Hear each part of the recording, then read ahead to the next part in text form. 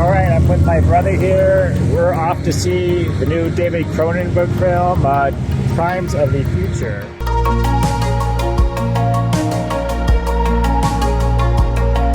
And you were telling me that there were some walkouts during the Cannes Film Festival. Yeah, first few minutes, people were like disgusted. Apparently, it gets really intense in the beginning, anyway. Yeah. So anyway, it's been a while since Cronenberg directed a film, or even directed, like, I think, even original screenplay of this. So this is his first one since Existence. Yeah. 99. Wow. Okay. Yeah. So we're hoping it's going to be fun and entertaining, or at least, revolting. I think we can expect both. Hopefully both. Yeah. So anyway, more after the movie. All right, so we just got out of the movie, Crimes of the Future. So what were your first thoughts and impressions of this? Dismay, confusion, repulsion, titillation. The premise is Viggo Mortensen plays Saul Tenser. Stahl Tenser, this performance artist. So in the future, our bodies, there's no organization, like the body's in anarchy. It's undergoing these evolutions. New organs are sprouting out of nowhere. No one knows why.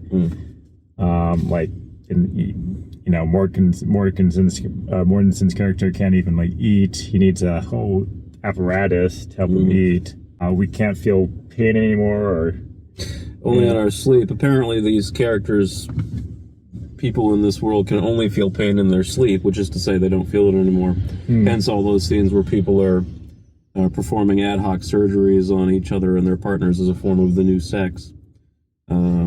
Pain is something they have to force upon themselves because they can't get it any other way.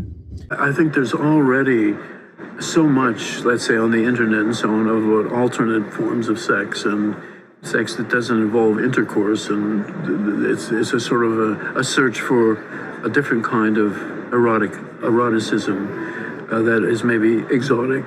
Stewart says surgery is sex, which is kind of the ultimate Cronenberg line. Yes, he's been waiting 40 odd years to write that line in a film. Our reality begins and ends with the body. That's our experience. And so he was kind of laying out his themes and obsessions, and so if we go back to watch any of Cronenberg's filmography, you can see, it'll give you here are the concepts and the main ideas to look for. Yeah, I'd say it's on that note, it's an essay film. Yeah. It's not really a narrative. It has the bones of a narrative. It has the kind of snares of a narrative on the surface, but really it's fundamentally about exploring what it would mean in a context in which, what does it look like in a context where nobody really knows what's going on with the body anymore. The body is growing and forming and transitioning in ways that there isn't any consensus about what that means, or and how to control, or whether it should be controlled. And what you have instead is a bunch of players who are exerting their own ideological points of view and trying to control the body. But virtually none of the loose ends of the narrative are tied up at the end of the film. I don't think it's too much of a spoiler to say that. Sure. So when I say essay film, each scene is really much more about developing and presenting ideas. It's almost like a series of theses presented by different characters. If you actually go and watch the film, the characters speak in perfect paragraphs. It's almost like you're getting a little essay whenever there's a new line of dialogue. And these theses kind of intersect with each other and are in tension with each other. Interesting. Threads of ideas get picked up and changed. But what that all means, and what do we get at the end of the film? I mean, we were just talking about how it ends very suddenly. I felt like we must have another hour to go for them to tie up all these loose ends. But, it's not trying to be a realist film. It's not trying to be a linear narrative. It's just presenting all these ideas, and and a lot of, in that respect, actually, it's very much in keeping with his, the kind of his own kind of internal logic for many of his other films. Kind of play out like that. Their ideas film. There's that clinical distance, and I think it's here. It's just not as subtle, just more laid out and presented like in a more didactic way. Yeah, no, I think very much so. He really seems at the point now, and this makes sense that, he's had a decades-long career, he's established.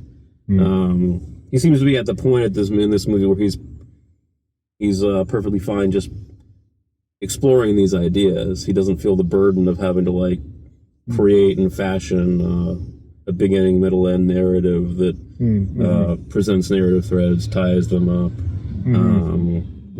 You might find that either irritating or liberating, depending on your point of view.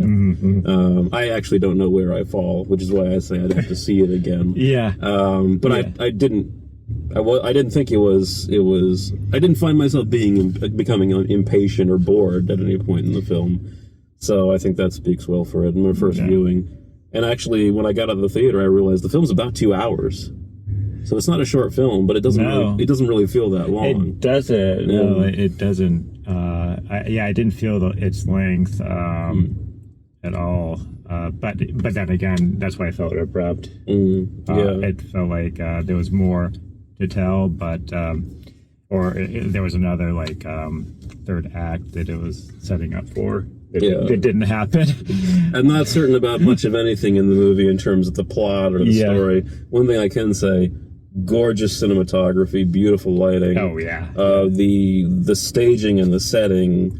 It's an utterly gorgeous, sumptuous film to watch. Cronenberg's control of space and set and lighting and what he does with those components is really beguiling. I think it's as beautiful a film as he's ever made. And I'm glad we saw it at the theater. It's definitely a unique.